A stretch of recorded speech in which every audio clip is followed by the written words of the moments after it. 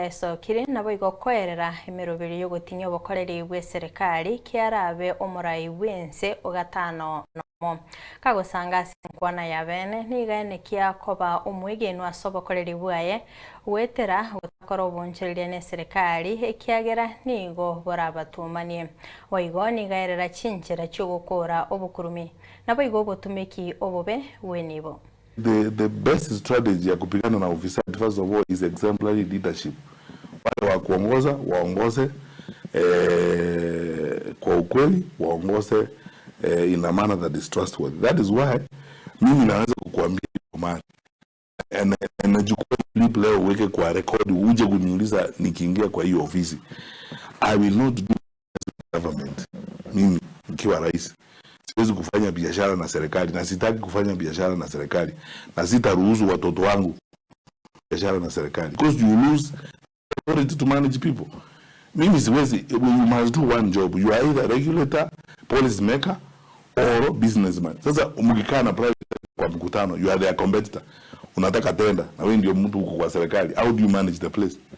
And I will not be involved in conflict of interest because it will take away the moral authority I need and the firmness I need to rein in cartels. You know, mpango wa kwanza ni kuongoza serikali ya kuaminika, kukomesha wizi. Namba moja. Namba mbili ni kukomesha utumishi mbaya wa pesa za serikali. Wastage, ile wastage ya hii imefika ya ajabu. Tulitoka serikali 2022, tulikuwa kwa serikali, we've given this example before. Our budget for state house was 4.8 billion. Imekuwa mara 4, imeongezeka mara 4. Quadruple 17 billion. Hii mmesikia kuna upasuaji unafanyika state house? Ama kuna shule hapo unafanyika? Wastage na hii na pesa ya kuonga, ukiangalia wakubwa wa serikali vile wanaenda, vile pesa ya serikali inatumika kuhonga na mambo kama hayo. Unajua ukikomesha ufisadi, ukomesha utumishi mbaya wa pesa za serikali, is wastage. Upunguze hii serikali kubwa tuko nayo saa hii, tunatoa the government, the president almost has advisors on love and then hate, has advisors on everything, you know, so on.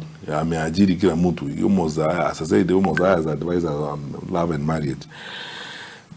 Uko wote wako kwa serikali wanalipwa pesa za serikali. If you reduce all this wastage, first of all utakuwa na pesa ya kutosha kuweka katika sekta za muhimu za Jamhuri ya Kenya, sekta ya elimu, sekta ya afya, na utakuwa na pesa ya kutosha kuanza kuingia katika area ya kusaidia sekta zinazo toa mazao zaidi kama kilimo.